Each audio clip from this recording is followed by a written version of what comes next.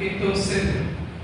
Without perfection, we are not able to view Jerusalem. Amen.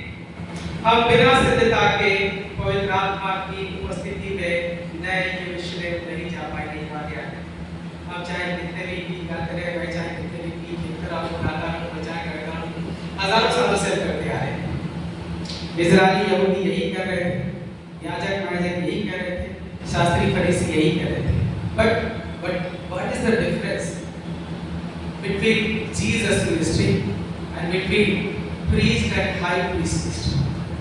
क्या अंतर था प्रभु की सेवकाई के अंदर और क्या फर्क था यीशु मसीह की सेवकाई? This difference makes you perfect.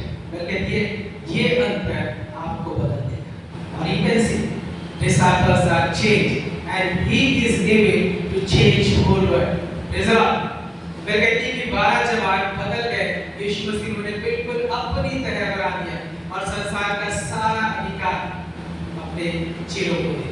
They never asked to Jesus give me, मुझे चंगाई का वरदान दे दीजिए, मुझे प्रार्थना करने का मुझे वचन कहती है। Jesus himself revealed his authority to all the servants. Why? क्यों? कहती है because they are here. वो क्यों? क्योंकि वो योग्य थे। वह कहती है आज के संदेश की सबसे पहली बात जो मैं आपके साथ रखना चाहता हूँ, जो आज हमारे सामने पढ़ी गई है, सबसे पहली रीडिंग है इज़ेकियल चैप्टर 3 वर्स 1 to 30।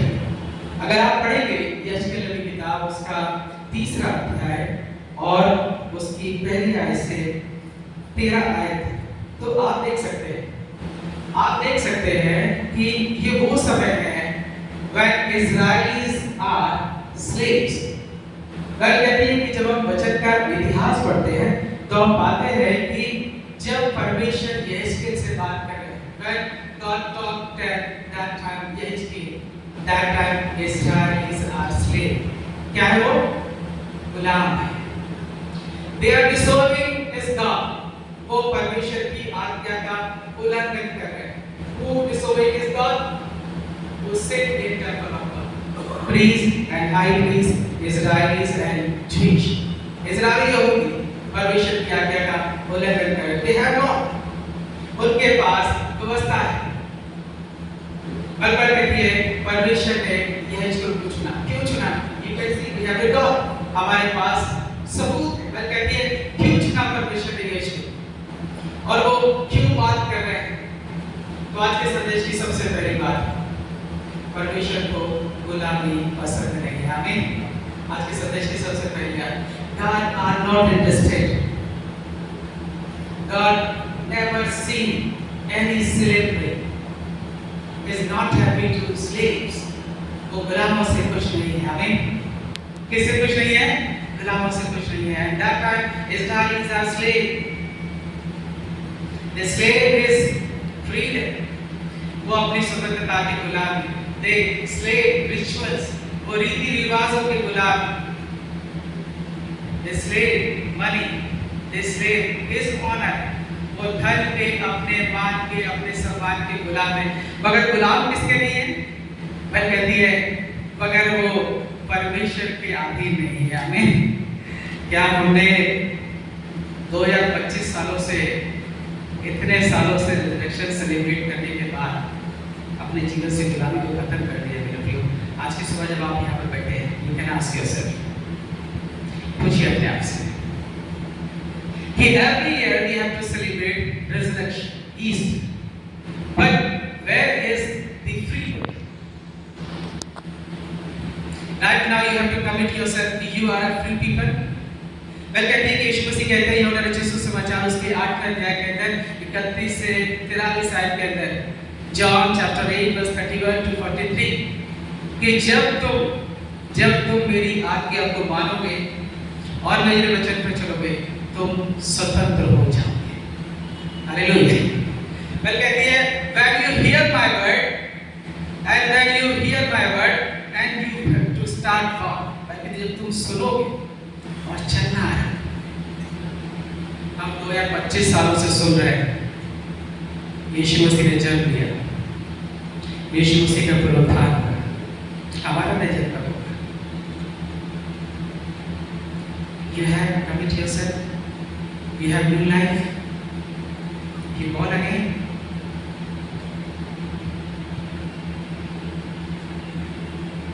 यीशु तो पुनरुत्थित हो गए, क्या हमने अपने पुनरुत्थान की तैयारी की है? Are you establish yourself?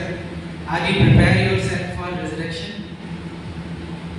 My friend, all our localities and all the leaders and Parisa, Jesus says, are you prepared for resurrection? Because we all see a big resurrection. हम सब एक बड़ा और महान पुनरुत्थान देखेंगे। Alright? हम सब एक बड़ा और महान पुनरुत्थान देखेंगे। हमने वो पुनरुत्थान नहीं देखा है, पर पूरी दुनिया उस महान पुनरुत्थान को देखेगी तो सारी दुनिया अगर क्या हम उस पुनरुत्थान में जीवन के भागीदार होंगे। This is important. This is not important. You have to celebrate resurrection, Easter, Christmas, Good Friday, Lenten season, Good Friday, and Passion Week. Important is, are you prepared yourself for resurrection? क्या हम इतने सालों के अंदर अपने पुनरुत्थान के लिए तैयार हो गए? This is the truth. यीशु मसीह कह रहे हैं, जब तुम मेरे वचन पर चलोगे और बने रहोगे, तुम सत्य को जानोगे और सत्य तुम्हें आजाद करेगा। तो किससे जानना?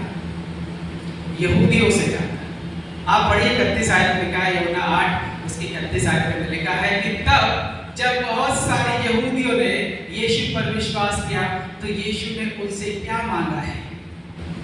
वही आपसे भी मांगा है कि तुम मेरे वचन पर, क्या तुम मेरे वचन पर बने रहोगे और चले रहोगे?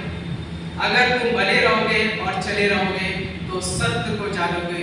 You knew yourself true and you have to prepare, and then I will accept, I will not. क्योंकि परमेश्वर को हमारी झूठी धार्मिकताओं से कुछ भी लेना देना नहीं है। यीशु से कहते हैं मत्ती 6 के अंदर कि मनुष्य को दिखाने के लिए अपने धर्म की बखान मत करो, पिता से कुछ नहीं मिलेगा। जब यीशु मसीह ने कह दिया मेरे प्रियो तो नहीं मिलेगा, इस बात को याद रखिए। कोई भी इस संसार का प्रचारक, कोई भी डिनोमिनेशन, कोई भी पादरी, कोई भी शब्द, कोई भी धर्मगुरु आपको उद्धार के नजदीक नहीं ले सकते। एक बात मान लीजिए, हम चाहे कितना भी पैसा खर्च कर दे, चाहे कितने भी आलीशान परमेश्वर के भवन बना दें, चाहे कुछ भी कर दे। पॉल कहता है पहला कोरिन्थियों 13 अध्याय पहली आयत से पढ़ी लिखा है, यदि मैं अपनी सारी संपत्ति कंगालों को बांट दूं और प्रेम न रखूं तो मैं कुछ भी नहीं। What is important? Important is word of God. What is important? Important is word of Christ. परमेश्वर का वचन और यीशु का वचन महत्वपूर्ण है, ना कि हमारी पहली कुचली धार्मिकताएं। अब यही दिखाकर अपने आप को बहुत धर्मी सिखाते, मैं सोचता हूँ मैं बहुत अच्छा गा लेता हूँ, गीतों को लिखता हूँ, बहुत प्रचार करता हूँ, पूरी दुनिया मुझे देखती सुनती है रोज।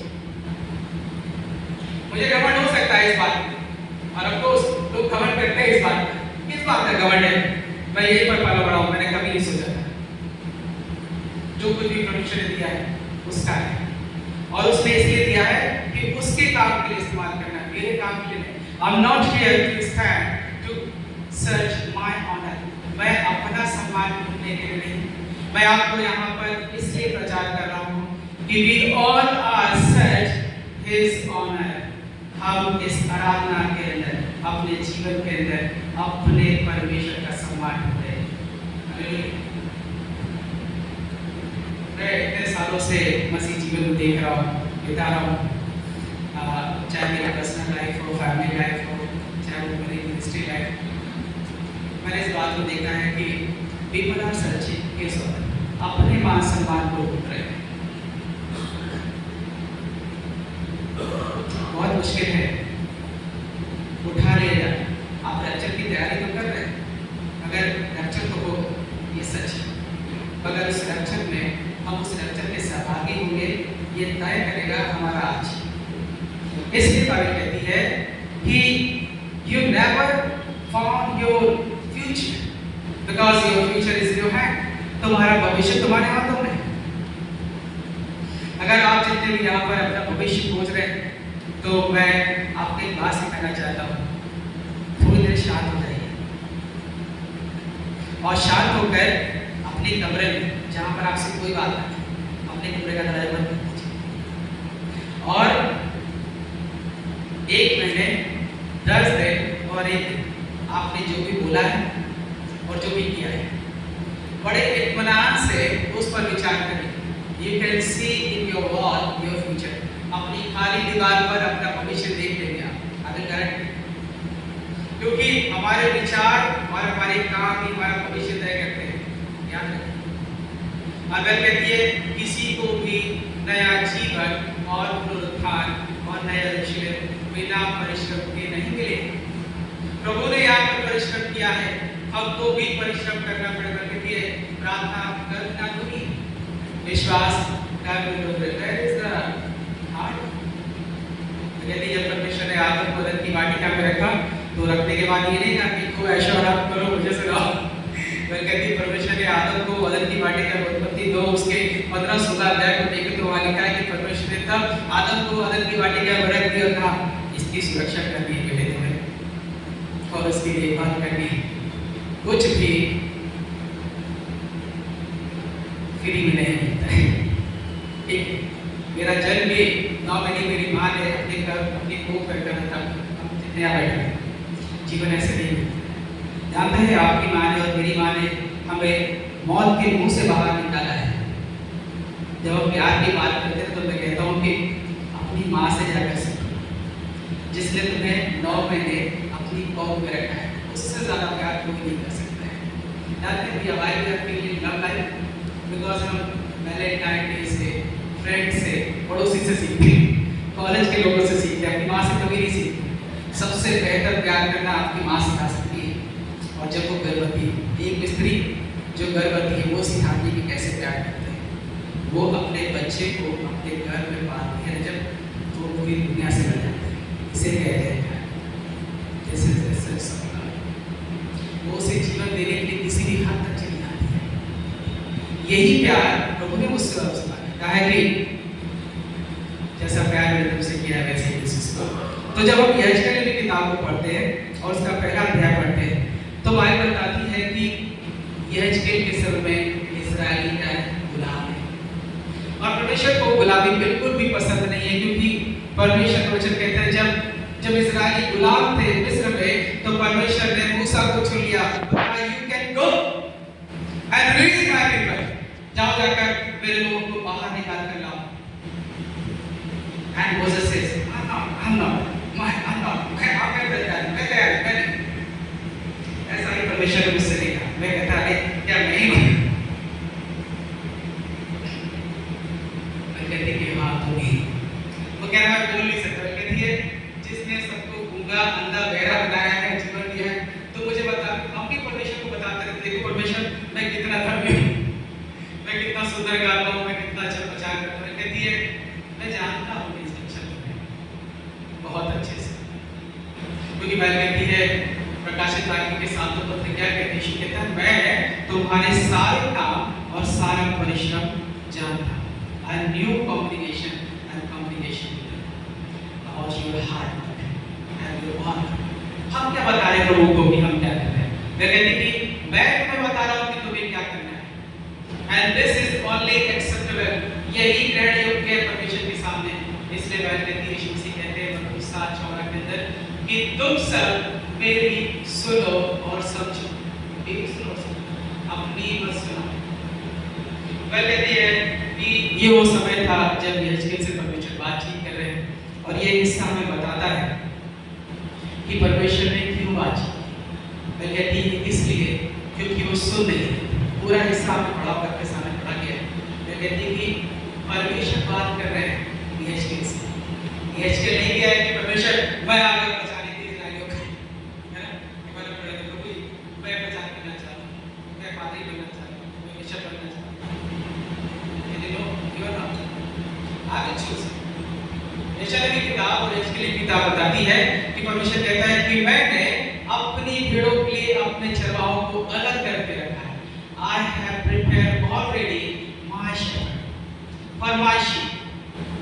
That's the reason हम कलीसियाओं को डूबते हुए देख रहे हैं, हमारे संस्थानों को डूबते हुए देख रहे हैं, परिवारों को बर्बाद होते देख रहे हैं। क्यों? क्योंकि every time we live like the Eve and Adam, हम आदम और हवा की तरह जीते रहते हैं, अपनी इच्छा पूरी करना, परमेश्वर की आज्ञा का उल्लंघन करना, निरंतर अपने आप को सामने रखना और परमेश्वर को पीछे रखना है तो परमेश्वर का भवन, मगर व्यवस्था मनुष्यों की चल रही है। मैं प्रचार तो कर रहा हूँ सुसमाचार से, मगर मनुष्यों की इच्छा के अनुसार मैं चल रहा हूँ, किसी को बुरा न लगे। मैं इस बात की चिंता नहीं करता कि कोई बुरा मानता है, कोई बात नहीं, आप मुझे अपने घर नहीं बुलाएंगे, मेरे पास जाने के बाद मेरे घर नहीं आएंगे, कोई बात नहीं, मेरे साथ खड़े नहीं होंगे, कोई बात नहीं, मुझे जो मिलना होगा वो मिल जाएगा। और you are not decide my future. कोई व्यक्ति ये ना सोचे कि हम किसी का भविष्य तय करते हैं, आपके काम तय करते हैं आपका भविष्य। इसलिए पहले कहती है, हम अक्सर पढ़ते हैं ना, किसी को भी पढ़ते जब एम्बुलेंस होती है, क्या लिखा है? तुम्हारे काम तुम्हारे साथ होंगे, लोग साथ नहीं होंगे, चाहे एक व्यक्ति खड़ा हो नियत में, चाहे पूरा शहर खड़ा हो, मिलेगा स्वर्ग और नरक वो मेरे काम के अनुसार, वो के अनुसार है। Then I will worry about people. Then I will worry about righteousness. Then I will worry about our society. मैं कहती है हमें चिंता करनी है तो केवल परमेश्वर की व्यवस्था। मैं कहती यही बात परमेश्वर के जैसे God is worry about his lives. क्योंकि परमेश्वर मुझे कहता है कि मैं मारने से नहीं पर जाने से बच सकता हूँ। मैं कहती है परमेश्वर यह से बात कर रहे हैं, जाओ मेरे बेटे जाकर बात करो उनसे, मैं तुम्हें कहता हूँ तुम जाओ। मैं कहती है कि यह के विषय में लिखा है कि परमेश्वर कहते हैं जाओ और तुम घबराना मत। परमेश्वर ने बताया कि कैसे लोग ये ढीठ और निकट में लोग ये नहीं सुनेंगे, लिखा है ये नहीं सुनेंगे, फिर भी मैं तुम्हें भेजता हूँ। परमेश्वर अपने दासों पर ऐसे ही तैयार करता है और तो तैयार करता है, जिसे तैयार करता है ना परमेश्वर उसे ऐसे ही तैयार करता है, उसे डर नहीं लगता है, क्योंकि जिसको गाइड करता है उसे गाइड कर दिया। मैं कहती परमेश्वर से गाइड कर, जाओ जाकर तुम जाकर मेरे लोगों को बचाओ। और परमेश्वर कहते हैं मैंने तुम्हें कैसा बना दिया है, लिखा है यहाँ पर कि यहाँ पर लिखा है तब आत्मा ने मुझे उठाया और मैं अपने पैरों पर खड़ा हो गया। यहोवा की भवन से तेज करने लगा और तेज करने और उसके साथ ही उन चिंगारियों के मौतों पर शब्द जो एक दूसरे से लड़ते थे और उनके संग पहियों का शब्द और एक बड़ी ही घबराहट सुनाई पड़ी। वह कहती है कि जब हम परमेश्वर के वचन को पढ़ते हैं तो पाते हैं कि परमेश्वर ने ये सारी बातें बताकर बताया कि मैं कौन हूं, जिसके सामने स्वर्गदूत सिर झुका लेते हैं, जिसके सामने शैतान भी खड़े होकर खड़ा रहता है। परमेश्वर उससे कहां से दूर कराया है, वो कहता है मैं अय्यूब को देखता है, वो हमें भी देखता है यार, जैसे अय्यूब को देखता था वो मुझे भी देखता और आपको भी देखता और रोज जाकर बताता है मैंने देखा है इन सच्चों, मैंने देखा है यहाँ बैठे हर एक जन को। कहते क्या कर रहा है, कहते ये एकांत बलिदान दिया आपने बेटे का, ये तो सुनी ही नहीं, तो मेरे रास्ते पे चल रहे हैं, क्योंकि इनमें से कोई अय्यूब नहीं, और जब तक अय्यूब नहीं होगा और जब तक अब्राहम नहीं होगा तब तक वो ग्रहण नहीं करेगा। याद रखिए, क्योंकि लिखा है इब्रानी की पत्री उसके 2 अध्याय 6 आयत में वह तो स्वर्गदूतों को नहीं वरन अब्राहम के वंश को संभालता है। किसको संभालता है? अब्राहम के वंश को संभालता है।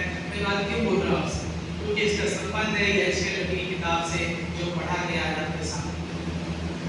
मैं कहती जक्कई ने प्रभु को अपने घर पर आने के लिए बात देती है, वो कहता है कि जक्कई ने कहा है तो कहते चल मुझे तेरे घर जाना, वो फिर जाकर टक्कर देख रहा है, कहता चल नीचे उतर मुझे तेरे घर जाना है, इसे बिल्कुल नहीं दे। मैं कहती मैं तेरे घर अपना परखने वाला हूँ। If you read Revelation chapter 2 verse 23, 2 अध्याय 30 आयत में मैं तेरे हृदय और मन का परखने वाला हूँ, सारी कलीसिया जानी और तुम्हारे कामों के अनुसार मैं बता दूंगा। तुम्हारी प्रार्थनाओं, तुम्हारे उपवास, तुम्हारे धार्मिक कर्मों वह कहती है कि परमेश्वर ने परमेश्वर के दास को यीशु मसीह ने कच्चा नीचे ऊपर कर चलना है। जबकि बड़ा खुश हो गया, नीचे उतर गया है। अब वह कहती है कि जबकि घर जाकर प्रभु कहते हैं कि आज इसका तो उद्धार आया। तो जाते हैं जबकि क्या कहता है, 4 गुना वापस लौटा देता हूँ। चेंज करता है, सडनली चेंज हो गया। जाते हैं यीशु मसीह क्या कहता है, ये भी अब्राहम का एक पुत्र है। क्या है? ये भी अब्राहम का, पढ़ लीजिए, ये भी अब्राहम का एक पुत्र है। तो याद रखिए, यशकेल के द्वारा परमेश्वर सिखाना चाह रहे मुझे कि जैसे अब्राहम से कहा अपने पिता को, अपने पिता की धन संपत्ति को और अपने लोगों को छोड़ दो, मेरे साथ चलो, मैं तुम्हें कनान लेकर जाऊंगा, मैं तुझे बड़ी महान जाति बनाऊंगा, मैं तुझे आशीष दूंगा और आशीष का स्रोत बनाऊंगा और मेरे आवाज को सारी दुनिया को तो कहती है यशकेल की किताब नहीं है। और जो हमारा शीर्षक है वही पुनरुत्थित यीशु के साथ मार्ग में चलना है, पुनरुत्थित प्रभु के साथ encountering the rising Christ of the faith. ये सिनाई लक्ष्य के अनुसार आज का theme, encountering the rising Christ of the faith. रास्ते में पुनर्जीवित किसी से हमारी मुलाकात थी, अगर हमारी मुलाकात हुई होती तो हम चकते करोगे, हम संसार का धर्म और वैभव नहीं बटोर रहे होते, और बटोर रहे होते तो हम वो आरंभिक कलीसिया होते जिसके विषय में लिखा है कि उनके काम 4 अध्याय में उनका मन और चित्त एक था, कोई भी अपनी वस्तु अपनी नहीं कहता था, सब कुछ साझे का था और उनमें कोई भी दरिद्र था। सब लोग अपनी भूमि और संपत्ति बेचकर चीलों के पैरों में डाल देते थे और प्रकृति परमेश्वर का अनुग्रह बहुतायत से उनके पर था। I never seen this kind of congregation in these days. मैं ऐसी कलीसिया नहीं देखता आज, because of the आज के कैसे मेरे प्रियो, यशकेल का जीवन ऐसा ही है। परमेश्वर ने उसे इसीलिए चुना, जाओ जाकर गवाही दो। सुनेंगे तो अच्छी बात है, नहीं सुनेंगे तो अच्छी बात है। वो कहती है encountering the rising Christ on the way, रास्ते में पुनर्जीवित मसीह से मुलाकात। यशकेल की मुलाकात परमेश्वर से हो गई एंड ही चेंज सोसाइटी। यशकेल बहुत से लोगों के जीवन को बदलने वाला है। क्यों? क्योंकि उसकी मुलाकात परमेश्वर की आवाज से हुई है।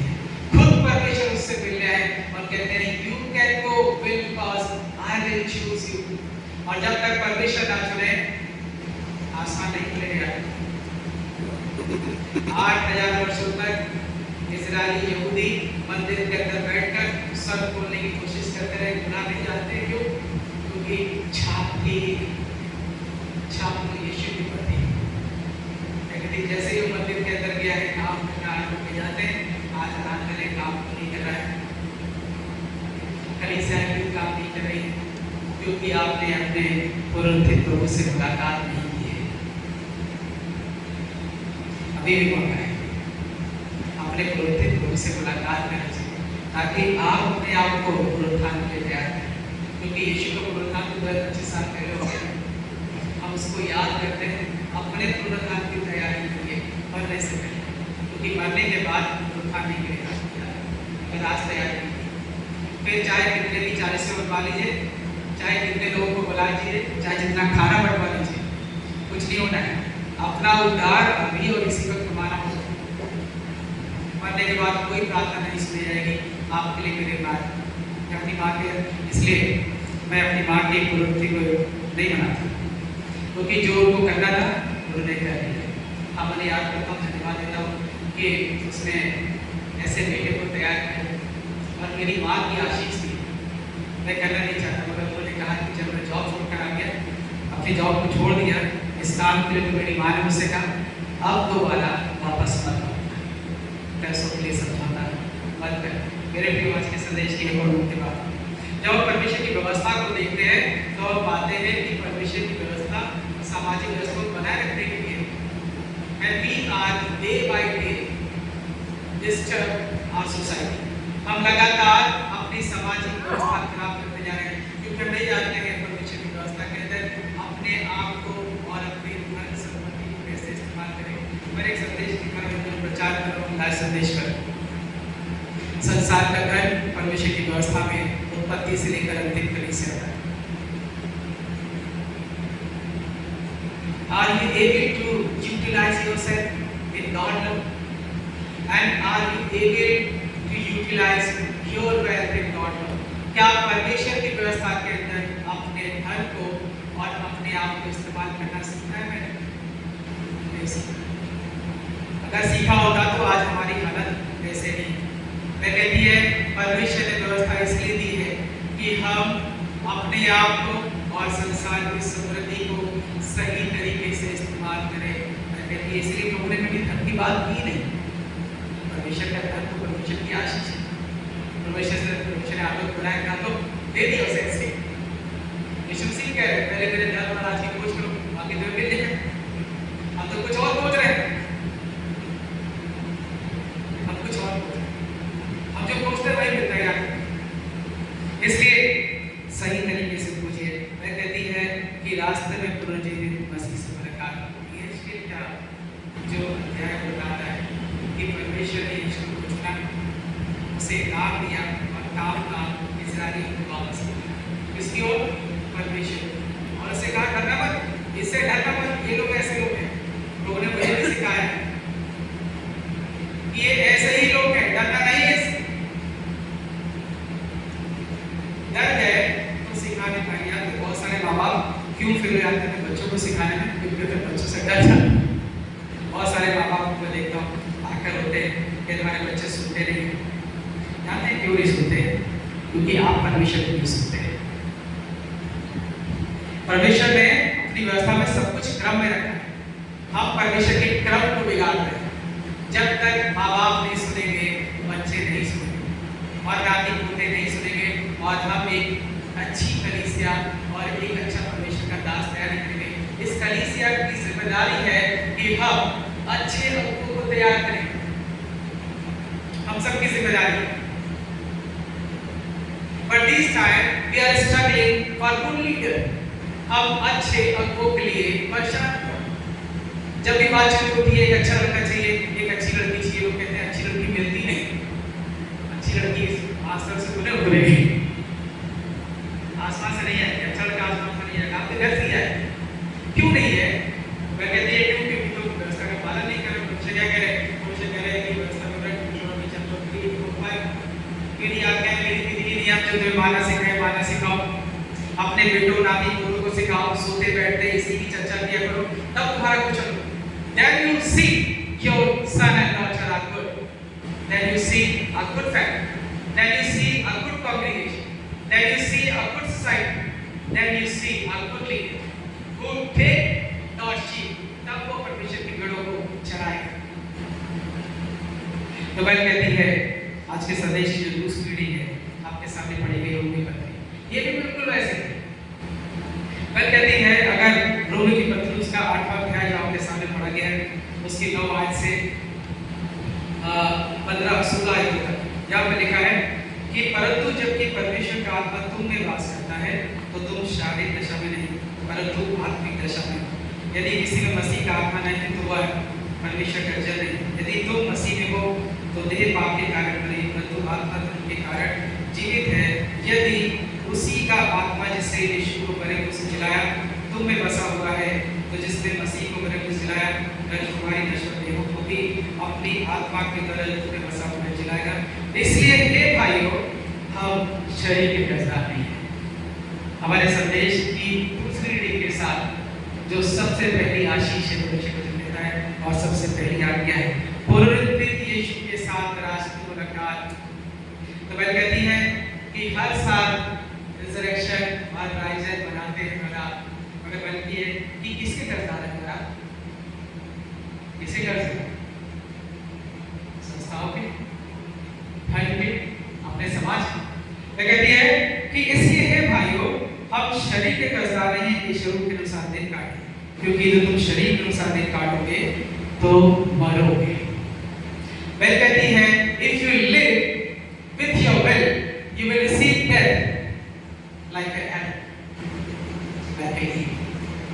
बहुत स्पष्ट तरीके से परमेश्वर के दास पौल ने इस बात को बता दिया है। चाहे कितना भी पुनरुत्थान बना ले, अगर हमने यीशु से व्यक्तिगत मुलाकात नहीं की है, और इस बार मुलाकात आपको करनी पड़ेगी। इस बार प्रभु मिलने नहीं आए, जगते ही के समान आपको मिलना पड़ेगा। हमें और फिर भी जाते शारीरिक रूप से वो मिल ही नहीं सकता था, छोटा सा था, दिमाग लगाता है, बहुत दिमाग लगाते हैं, क्या करते रहते हैं ना, लेकिन ज़्यादा दिमाग मत लगाओ, दिमाग लगाने को वही लगाओ जहाँ जरूरी है। मैं कहती हूँ उसने दिमाग लगाया कि कैसे देखूंगा वो देखता है पेड़ चढ़ जाता है, वो देख लेता है, तो वो भी देखता है कि कौन मुझे खोज रहा है, मुझे लोग क्यों खोज रहे हैं। मैं कहती है जब बहुत सारे लोग प्रभु को सुनने के लिए आ रहे हैं, जब चेले आकर कहते हैं कि प्रभु अब तो भीड़ हमारे पर गिरी पड़ती है, यीशु से कहते हैं सावधान रहो, खुश मत रहना, ये रोटी मछली खाने आए, सुनने नहीं आए। कई बार हमको ऐसा लगता है, अक्सर परमेश्वर के दास को ऐसा लगता है, वो भीड़ देखकर पागल हो जाते हैं, वो सोचते हैं अरे वाह क्या बात है, 1000 1 लाख 10 लाख में सुन रहा है, वेयर इज कन्वर्जन, बताओ कहाँ। वो भीड़ के अंदर एक ही व्यक्ति बदला है, जो चाहता था वही बदलेगा, आपके चाहने से कुछ नहीं। मैं कहती हूँ जब तक प्रभु ना चाहे, तो बाइबल कहती है कि तुम किसके कर्जदार हो? प्रभु के कर्जदार। इसलिए बाइबल कहती है कि क्योंकि यदि तुम शरीर में सदैव काटोगे तो मरोगे, यदि आत्मा से एक ही क्रियाओं को मारोगे तो जीवित रहोगे। पुनरुत्थित यीशु का जीवन मुझे और आपको ये बताता है कि अगर तुम भी मेरी तरीके से जियो और मेरी तरीके से जीना सिखाओगे, तब मत्ती 5:17-23 पूरा होगा। मैं भविष्यवक्ताओं और व्यवस्था की किताबों को लोप करने नहीं, पूरा करने आया, और एक मात्रा एक बिंदु बिना पूरे हुए नहीं करेगा। जो मेरी छोटी में से छोटी आज्ञाओं को मानना सिखाता है, वही परमेश्वर के राज्य महान कहलाएगा। और जो मेरी आज्ञाओं को तोड़ता है और तोड़ना सिखाता है, वह परमेश्वर के राज्य में सबसे छोटा कहलाएगा। सबसे छोटा मतलब वो अधोलोक में पाया जाएगा। You will decide right now what you want in your life. You want to hell or you want to heaven? And this will be proceeding your life, your word, your behavior. If you live like a Christ, if you teach like a Christ, you receive eternal life. God आपको कहते हैं फायदा है। तो मैं कहती हूँ पुनरुत्थित जीवन से, पुनरुत्थित यीशु से मिलना क्यों था? मैं कहती है इसलिए ताकि मैं और आप जीवन की उड़ाने में, और हुआ ऐसा, जो चीजें डरे हुए थे, मरी अवस्था में थे, जीवित अवस्था में आ गए। आमीन। अब मैं कहती है यीशु से लिखा है, याद रखिए रेवलेशन चैप्टर 3 2 पढ़िएगा, आचार्य का भी पढ़ सकते हैं। रेवलेशन चैप्टर 2, मैं 3 बातें बताकर खत्म कर दूंगा। मेरे साथ निकाल लीजिए रेवलेशन चैप्टर 3 और कोई दूसरी आयत पढ़, जोर से पढ़ दें।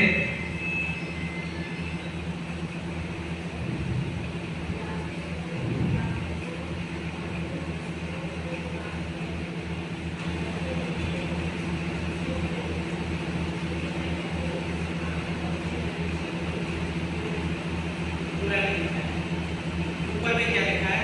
तुम जो कहते हो तुम जीवित हो, मरे हुए। कलीसिया से और कलीसिया के अगुवे से यीशु मसीह ने 2025 साल पहले ही कह दिया है। क्या कहा? तुम जो सोचते हो तुम जीवित हो ना, तुम मरे हो। जानते हैं मैं और आप मरी अवस्था में कब होते हैं, और आगे आप महसूस कर सकते हैं यू आर अलाइव और यू आर डेड। जब हम परमेश्वर की व्यवस्था के विरुद्ध चलते हैं तो हम मरी अवस्था। जैसे ही परमेश्वर ने, जैसे ही आदम ने परमेश्वर की आज्ञा को तोड़ा, परमेश्वर की आज्ञा को तोड़ा, मृत्यु में प्रवेश कर लिया। वो शारीरिक तौर पर जीवित रहे बहुत वर्षों तक, मगर आत्मिक तौर पर मर गए। वैसे ही बहुत सारी कलीसियाएं 12 बजे विलीन कर रही परमेश्वर के दासों के साथ। इन्हें लगता तो है कि 70 साल 60 साल जीवित है, मगर मैं कहती तुम मरे हुए हो। If you live in my word, you are alive. तुम मरे हुए हो, तुमने मेरे पिता के किसी काम को पूरा नहीं किया है। मैं तुम्हें सम्मति देता हूँ कि जो मैंने सिखाया है उसे पूरा करो। वह कहती है आज के संदेश में दूसरी रीडिंग के साथ दूसरी आशीष मिल रहा है। वो कहता है कि तुम जीवित, और हम जीवित तभी हो पाएंगे जब हम आदम का पुराना वाला जीवन नहीं करें। इस तरह कहती है, पहला आदम मृत्यु लेकर आया, दूसरा आदम जीवन लेकर आया। क्यों लेकर आया?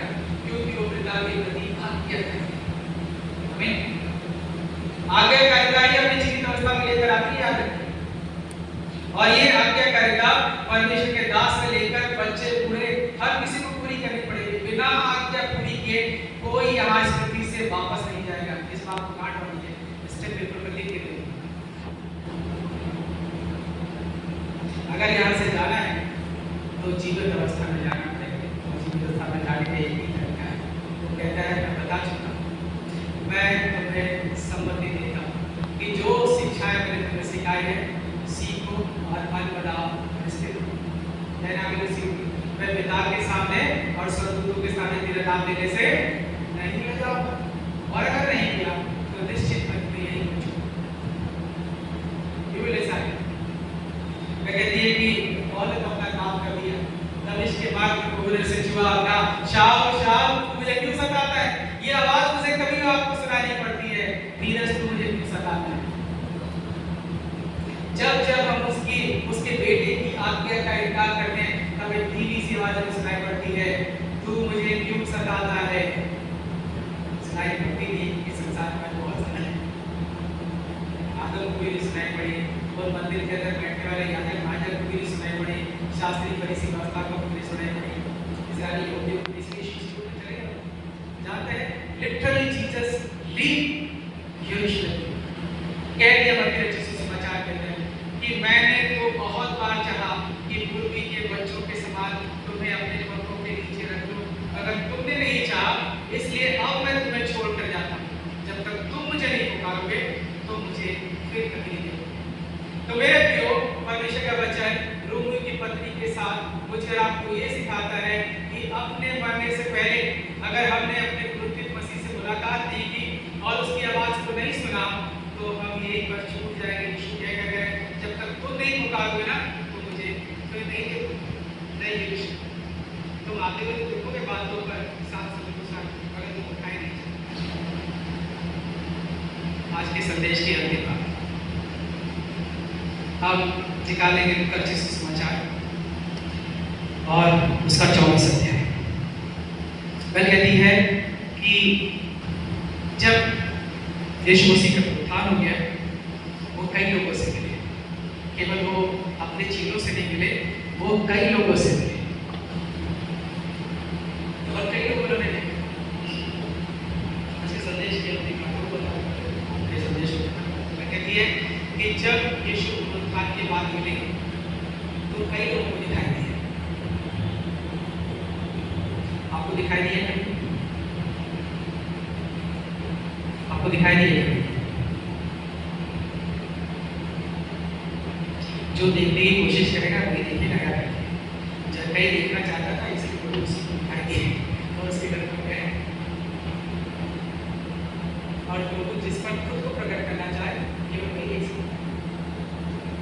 जब चेलों ने अपने आप को दे दिया तो उन्होंने कहा, तो उन सियासत पर इस्राएल के 12 मर्दों का न्याय करेंगे। क्यों? क्योंकि उन्होंने जीवन का स्वाद चख लिया। उन्होंने पुनरुत्थित लोगों से मुलाकात कर ली है। पुनरुत्थान से पहले ही वो जानते थे कि वो तीसरे दिन जीतेगा। वो कहता है, गिरा दो इस मंदिर को, मैं तीसरे दिन खड़ा कर दूंगा। शास्त्री फरीसी कहते हैं, क्या बात करते हो? 40 वर्ष तक के बनाने में आप तीसरे दिन खड़ा कर देंगे? तो कहती है, चीजों को याद है जॉन चैप्टर 2। अगर आप सुसमाचार उसका दूसरा अध्याय पढ़ेंगे तो लिखा है वहां पर कि तब चेलों को स्मरण आया कि उसने मंदिर के विषय में नहीं, अपनी देह के विषय में कहा। इसलिए वह कहती है कि जब उन्होंने पुनरुत्थित मसीह से मुलाकात की, वह कहती है वो तो पहले से जानते थे, इसलिए प्रभु ने उन्हें भी पुनरुत्थित होने की आशीष दे दी। कह दिया कि तुम मेरे साथ इस्राएल के 12 गोत्रों का न्याय करोगे। They receive his salvation, they receive his resurrection because Jesus stands. और आपसे तब तक नहीं कहेगा जब तक आप मिलना नहीं चाहिए। कहती बहुत से लोग और बहुत सारे लोगों ने अविश्वास किया। जो विश्वास करेगा वो छूट जाए। तो मेरे लोग संदेश खत्म करते हुए मैं आपसे कहना चाहता हूँ, मैं कहती है कि प्रभु जब उत्थान के बाद चीजों से मिले तो जानते हैं क्या हुआ। मैं कहती है कि जब यीशु मसीह उन चेलों से मिलते, विशेषकर उन चेलों से मिलते, तो मैं कहती है मुलाकात बहुत महत्वपूर्ण और ये यीशु मसीह 12 से नहीं मिले, किससे मिले? कोई बताए कितने लोग मिले थे? अंतिम मुलाकात यीशु मसीह ने कितने लोगों के साथ? कितने? 11 से। बार-बार क्यों नहीं था? क्योंकि उसने आत्महत्या की, है ना? क्योंकि उसको बहुत दुख था। जानते हैं बहुत से प्रचारक कहते हैं कि यहूदा का मृत्यु दंड मिलेगा, तो नहीं मिलेगा। जानते हैं क्यों नहीं मिलेगा? क्योंकि यहूदा के मरने के बाद यीशु मसीह,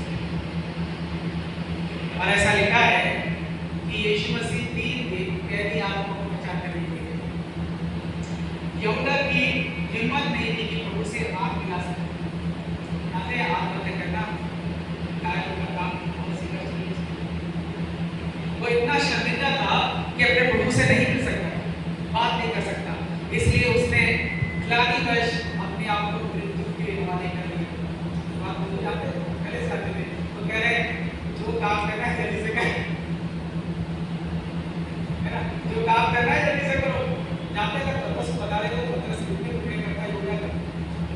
केवल गतसमनी बाग में जब खड़े हैं सिपाही तो कह रहे हैं कि चलो उठा के चले, तो ये मतलब से अंदर क्या लेके आए आप? यीशु मसीह के लाके देने लेकर मतलब देखकर उससे सुना तभी तलवार निकालकर कान काटो। अगर यीशु ने बता दिया होता कि यहूदा क्या मरवाने वाला है, जानते हैं मतलब पूरे कर और बाकी चीजें क्या है प्रभु याद करता है। It's all plan of God, ये सब कुछ परमेश्वर की योजना में था। किसी ना किसी को तो उसे बलिदान की उस क्रूस पर लेकर जाना था। तो यहूदा को मृत्यु दंड नहीं मिलेगा क्योंकि उसने व्यवस्था को पूरा किया है। उसने पुनरुत्थित यीशु से मुलाकात की क्योंकि प्रभु कहा गए थे प्रचार करने दो, तो जब वो छोड़ को जीवन दे सकते जो बगल में खड़ा है उनके साथ व्यवस्था होगा उसे क्यों हुआ क्योंकि उसने पश्चाताप के साथ वह मुझे आपको बताती है कि पुनरुत्थान के बाद जिसने भी यीशु से मुलाकात की उसका जीवन बदल गया और वो अनंत जीवन का वारिस हो गया है। चेले अंतिम बार में लोग क्या है यीशु से क्या कहते हैं आज एक और एक क्या पहले थी जब यीशु मसीह मुलाकात करते हैं क्या कहते हैं when Jesus met that time 11 साल Jesus says my command which I teach you will go and preach my disciples। क्या कह रहे हैं? जो आज्ञाएं तुम्हें मानना सिखाई वही जाकर मानना सिखाना और मेरे नाम से चेले बनाना है। पिता और पुत्र अपने नाम से प्रतिष्ठा देना है और एक गुजरत के अंत मैं तुम्हारे साथ हूं। तो पुनरुत्थित मसीह मुझसे आपसे कहता है मेरी आज्ञा मानोगे तो अंत तक मैं तुम्हारे साथ रहूंगा। डिपेंड करती है आपकी इच्छा से लेकर लूका की पत्री तक और लूका रचित सुसमाचार से एक ही चीज कॉमन है और वो है परमेश्वर की व्यवस्था। आमीन। If you know God will, if you fulfill God will, Jesus says, I will accept you. I will accept you as a son. I will accept you as a daughter of God. And heaven is open for you. तुम्हारे लिए खुला हुआ है। यही है पुनरुत्थान के यीशु की कहानी। ऐसे कहा है परमेश्वर ऐसे आशीष दे। आज की सुबह आप इस विचार को करिए। आप भी चाहे कितनी भी क्यों ना हो गए, आप चाहे कोई भी क्यों ना हो, क्या हम यीशु की तरह आज्ञा मानना सीख पाए? हम आज्ञा मानना सीखेंगे तभी सिखाएं। कहते यीशु से कहते हैं मैं अपने पिता की तरह बोलता हूँ, जो मेरा पिता बोलता है वही बोलता हूँ, मैं वही करता हूँ जो मेरा पिता करता है। तो आज आप सोचिए कितने रिलेशन बनाए, कितने क्रिसमस बनाए, कितना रुपए फूट दिया इसको बनाने में, अपनी धार्मिकता साबित करने को कितना बढ़िया क्रिसमस सिस्टम बनाया। कहते हैं मुझे इसे मत वेयर इज ओबीडियंस, जो मैंने कहा प्रभु ने साबित कर दिया। इसलिए कहता है फिनिश, एक फिनिश, अभी भी एक फिनिश। मैं भी यही प्रतिनिधि करता हूँ और आपके सामने कुछ छोड़ देता हूँ कि मैं अपने पिता की तरह बात करता हूँ और मैं अपने पिता की तरह काम करता हूँ। आप करते हैं कि नहीं करते हैं, आपका निर्णय आपके लिए स्वर्ग खुलेगा। अनुग्रहकारी दयालु जीवित और सामर्थ्य के परमेश्वर, धन्यवाद देना चाहता हूँ आज के सुबह अपनी योजना में सबको इकट्ठे होने का अवसर दिया, अपने दास को अपना प्रकाशन दिया, अपने दासी के मन में इस बात को डाला कि आपका प्रकाशन आज आपके दास के माध्यम से आपके लोगों को नीचे हो जाए। प्रभु ने ये वचन सामर्थ के साथ हम में से हर एक जीवन में काम करें, ताकि केवल हम पुनरुत्थान को स्मरण करने वाले नहीं वरन पुनरुत्थित यीशु के साथ चलने वाले हो सके जीवन की अंतिम यात्रा, ताकि हम हमेशा के लिए एक परमेश्वर में रेडी किए जाएं और अपने जीवन के बारे में सोचें। मेरे अच्छे परमेश्वर, आज के सुबह जितने भी यहाँ उपस्थित हैं वो भी यहाँ से खाली ना जाए, जो कोई भी सुना उनके जीवन में योजना जिससे बने रहे, अपने लिए अपने परिवार की आशीष धारण करें और इन बातों की दूसरे के साथ शेयर करें, ताकि हम सब मिलकर परमेश्वर की व्यवस्था में उन सारी स्वर्गीय आशीषों में सहभागी हों जो स्वर्ग से हर एक विश्वास करने वालों के आमीन के साथ ठहराई गई। प्रार्थना हमारे उद्धार करता है इसके नाम से मांग लेता हूँ मेरे अच्छे परमेश्वर, आप सुने और अपने स्वर्ग में